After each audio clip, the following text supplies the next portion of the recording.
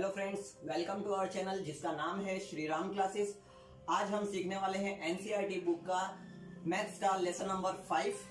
तो आज का जो वीडियो है यह एक इंट्रोडक्टरी पार्ट है और इसके बाद हम एक्सरसाइज वाइज आगे पढ़ेंगे। तो चलिए शुरू करते हैं आज का वीडियो।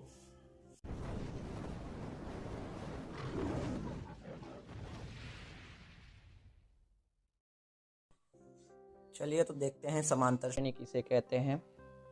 तो समांतर श्रेणी का अर्थ होता है कोई भी एक श्रेणी जिसके अंदर एक निश्चित अंक जोड़ने पर हमें अगला अंक प्राप्त हो। जैसे कि यहाँ पर आप देख रहे हैं कि ये मैंने लिखा है एपी। एपी का मतलब होता है समांतर श्रेणी, क्योंकि इंग्लिश में हम समांतर श्रेणी को अरिथमेटिक प्रोग्रेशन कहते हैं।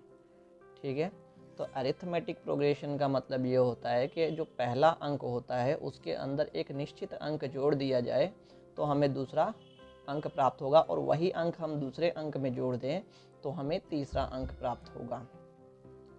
तो जो अंक इनमें जोड़ा जाता है, जैसे कि आप देख रहे हैं यहाँ पे 2 है, ठीक है, इसमें हम 3 जोड़ेंगे 5 आएगा, फिर इसमें 3 जोड़ेंगे तो 8 आएगा, फिर इसमें 3 जोड़ेंगे तो 11 आएगा। तो इसी प्रकार से जो जोड़ा गया अंक है वो इसका अंतर कहलाता है। यानी कि अंतर निकालने के लिए हम दूसरे नंबर में से पहला नंबर माइनस करेंगे या तीसरे में से दूसरा माइनस करेंगे।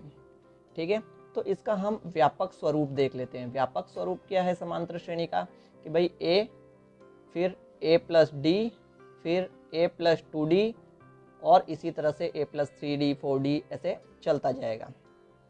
अब हम देखते हैं कि a1 a2 a3 ये क्या है। तो a1 का अर्थ होता है प्रथम पद यानी कि फर्स्ट टर्म। ठीक है, a2 का मतलब होता है द्वितीय पद यानी कि सेकेंड टर्म, और a3 का मतलब होता है कि तृतीय पद यानी कि थर्ड टर्म, और इसी तरह से आगे चलता जाएगा। अब यहाँ पर हम यह देखेंगे कि यहाँ पर जो फॉर्मूले में यूज़ होने वाली चीज़ें हैं, जैसे कि an, d, n, a या sn, इनका अर्थ क्या होता है। ठीक है, an क्या होता है। an जो होता है इसे हम अंतिम पद कहते हैं यानी कि लास्ट टर्म, इसको हम कहते हैं लास्ट टर्म। ये लास्ट टर्म क्या होता है, जो समांतर श्रेणी के आखिर में पद आएगा उसे हम अंतिम पद यानी कि लास्ट टर्म कहते हैं। अब ऐसे डॉट डॉट लगा के आगे एक नंबर लिखा होता है, ठीक है, यहाँ पर एक नंबर लिखा होता है, उसको हम लास्ट टर्म कहते हैं। ठीक है, अब d क्या है। d यानी कि कॉमन डिफरेंस। कॉमन डिफरेंस यानी कि अंतर। ठीक है, तो जैसे कि आप देख रहे हैं यहाँ पर 3 का अंतर है तो इसे हम d कहते हैं। ठीक है, और यहाँ पर है n।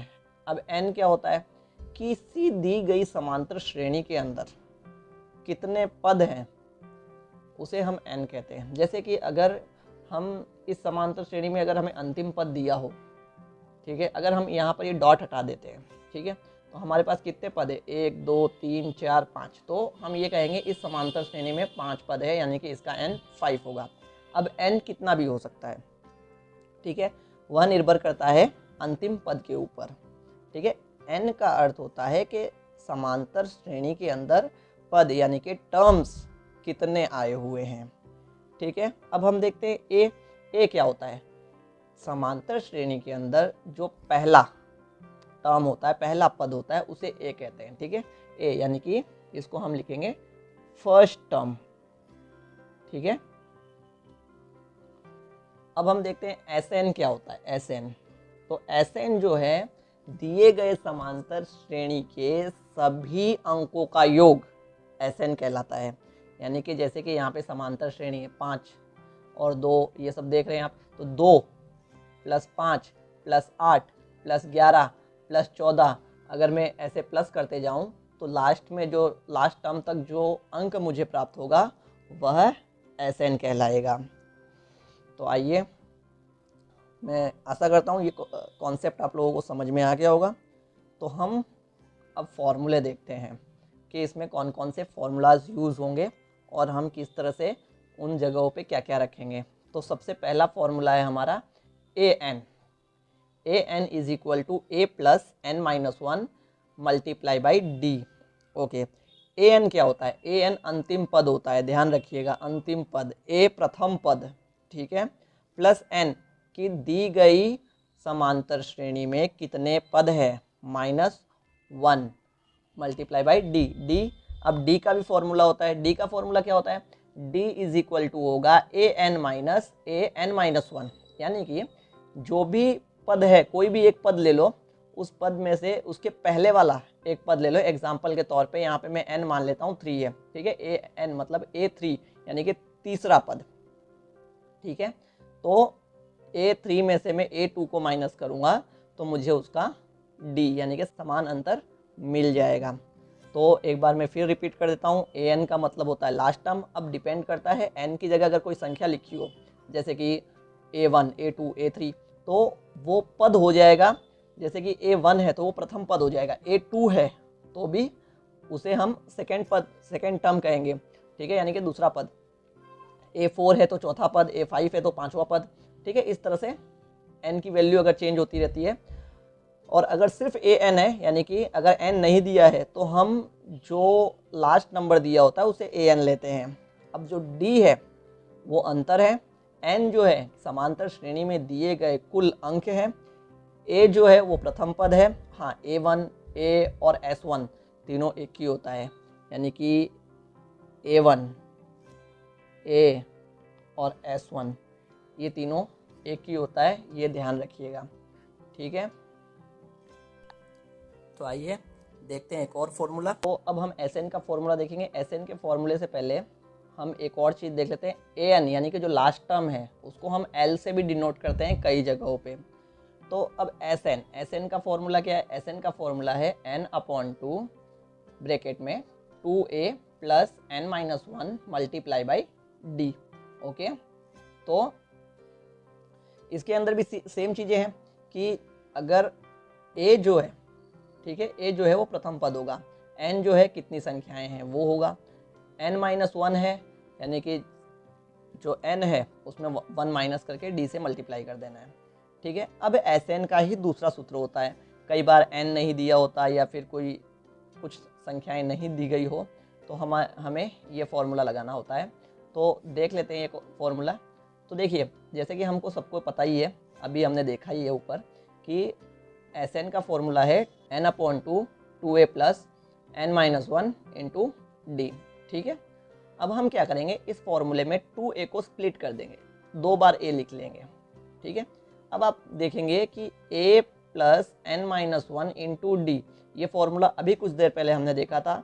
तो ये फॉर्मूला किसका है, ये फॉर्मूला है an का। an का फॉर्मूला क्या था, a plus n-1 into D, ये था। तो हम क्या कर सकते हैं, a plus n-1 into D की जगह an रख सकते हैं, ठीक है। तो हमारा Sn का फॉर्मूला क्या हो जाएगा, n/2 a प्लस an, ठीक है। और an को हम l लिख देंगे। अब डिपेंड करता है आप क्या लिखना चाहो, दोनों में से कोई भी लिख सकते हो, ठीक है। अगला फॉर्मूला है an is equal to Sn minus Sn-1। इस फॉर्मूले को हम आगे क्वेश्चंस करेंगे तब समझेंगे। अब लास्ट एंड फाइनल एक और फॉर्मूला है। अब इसके अंदर क्या है कि जब हमें नेचुरल नंबर यानी कि प्राकृतिक संख्याओं का योग 1 से कहीं तक दिया गया हो, सपोज करो 1 से 100 तक, 1 से 500 तक या 1 से 10 तक, 20 तक, जहाँ तक भी हमें दिया गया हो, तो हमें बड़े फॉर्मूले की जगह ये छोटा सा फॉर्मूला यूज़ कर सकते हैं। तो इसके अंदर हम n वह रखेंगे जहाँ तक हमें नंबर दिया गया है। जैसे एग्जाम्पल के तौर पे अगर हमें कहा जाए कि 1 से 100 तक अगर हम प्लस करते हुए चलें, 1 से 100 तक अगर हम प्लस करते हुए चले, 1 plus 2 plus 3 plus 4 plus 5 dot dot dot plus 100 तक करना है भाई, 100 तक, ठीक है। तो हम क्या करेंगे, यहाँ पे लास्ट टर्म हमारा 100 है, यानी कि कुल संख्याएं भी 100 ही होंगी, इसलिए हम n की जगह 100 रख लेंगे, ठीक है। तो हम क्या करेंगे, S100 is equal to 100 multiply by 101 divide by 2, ठीक है।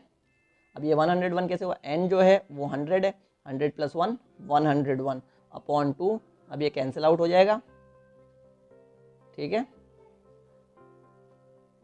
सॉरी, ठीक है। तो अब हम इसको मल्टीप्लाई कर देंगे,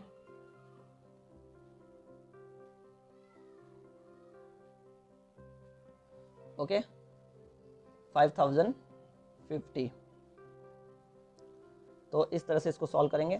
ध्यान रहे इसमें एक एक चीज़ों का हमें बहुत बारीकी से ध्यान रखना पड़ता है ताकि क्वेश्चन हम आसानी से कर सकें। एक बार और रिपीट कर लेते हैं। ध्यान रहे अगर हमें कोई भी पद दिया हुआ है जैसे कि A1, तो ये जो A1 है ये प्रथम पद है, A2 जो है वो द्वितीय पद है, ना कि AN है। ये गलतियां काफ़ी बार बच्चे करते हैं। तो A1, A7, A8 जो दिया गया है वो उस नंबर तक का पद है, ठीक है। तो आज ये इंट्रोडक्टरी वीडियो यहीं ख़त्म करते हैं और नेक्स्ट वीडियो में हम देखेंगे एक्सरसाइज 5.1। ओके, तब तक के लिए गुड बाय।